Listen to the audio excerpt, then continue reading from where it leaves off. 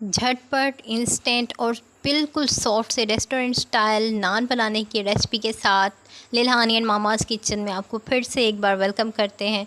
सबसे पहले हमने क्या करना है कि एक बड़ा सा बाउल ले लेना है। उसके अंदर हमने मैदा 1 कप डाल के इसके सेंटर में आपने इसी तरह से सर्कल बना लेना है और उसके ऊपर से डाल देना है 2 टेबलस्पून मिल्क पाउडर और हाफ़ तकरीबन हमारे पास यहाँ पर कप जाएगा दूध का, और हाफ़ कप ही हमने दही ऐड कर देना है और साथ ही हमने 2 टेबलस्पून के करीब यहाँ पर ऑयल ऐड कर देना है और तकरीबन यहाँ पर 1 पिंच के करीब सॉल्ट जाएगा और हाफ़ टेबल स्पून के करीब यहाँ शुगर ऐड करनी है। शुगर आप अगर कम करना चाहें तो कम कर सकते हैं। यहाँ पर हमने इस बिल्कुल गूंद लेना है सॉफ्ट हाथों के साथ और सॉफ्ट सा डो तैयार कर लेना है।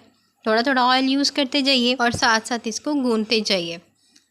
यहाँ पर देखिए हमने यहाँ ऐड कर देना है baking powder half tea spoon के करीब, हाफ़ टी स्पून के करीब ही हमारा बेकिंग सोडा है।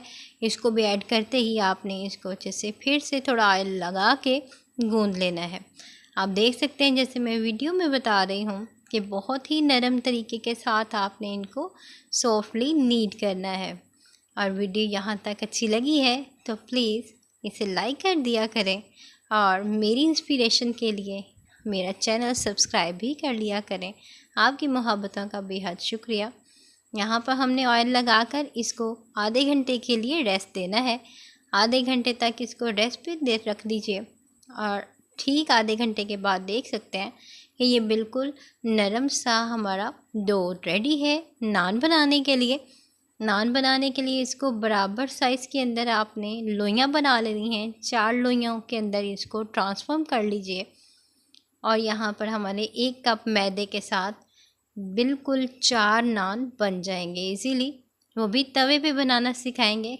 तो चलिए बनाना शुरू करते हैं। साथ ही इसके अंदर आपने क्या करना है, आपने तवा गरम कर लेना है। लोइयाँ बनाकर आपने इसको कवर करके फिर रखना है।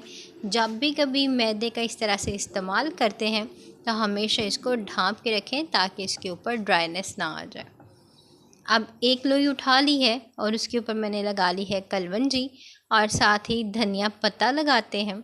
धनिया पत्ता ऐड करते ही इसको हमने रोटी की शक्ल में बेल लेना है। इसको ज़्यादा ना पतला करेंगे ना ही ज़्यादा मोटा रखेंगे और बिल्कुल आपने इसको दरमियाना साइज़ रखते हुए बेल लेना है। थोड़ा थोड़ा खुश्क आटा लगा के मैदा लगा के इसको आप अच्छे तरीके से बेल लीजिए और इसको इसी तरीके के साथ बेहतरीन तरह से हमने बना लिया है। और थोड़ा सा हाथों की मदद से आपने फेंटते हुए एक साइड आपने जब तवे के ऊपर डाल देनी है, एक साइड पक जाए तो दूसरी साइड पलटते ही आपने हल्का सा घी या ऑयल यूज़ करते हुए इसको अच्छे तरीके के साथ फ्राई कर लेना है। हल्का हल्का दबाते हुए प्रेस करते हुए आप इसको दबाइए और इसके चारों साइडों पे कोट आ जाए जब सुनहरी, तो हमारा नान बिल्कुल रेडी है।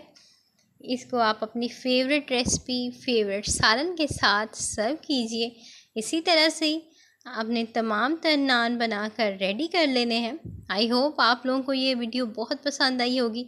पसंद आई है तो मेरा channel once again I request subscribe करते हुए जाइएगा और दूसरों के साथ भी शेयर करें ताकि वो भी किसी किस्म के भी ब्रेकफास्ट के अंदर या फिर दोपहर के खाने के साथ ये नान घर पर बना सकें। अक्सर घरों के अंदर नान बनाना नहीं आते तो ये बहुत ही इंस्टेंट और बहुत ही यूनिक और बहुत ही ईजीएस्ट रेसिपी आपके लिए होगी इंशाल्लाह ताला। देखिए कितने सॉफ्ट से ये नान बने हैं और इंशाल्लाह ताला ये आपको ज़रूर पसंद आएंगे। एक दफ़ा मेरे कहने पे ज़रूर ट्राई करें। और लिल्हानी एंड मामाज़ किचन को अब दीजिए इजाज़त। मिलते हैं इसी तरह से यूनिक और झटपट बनते हुए रेसिपी के साथ। टिल देन अपना ख्याल रखिए। अल्लाह हाफ़िज़।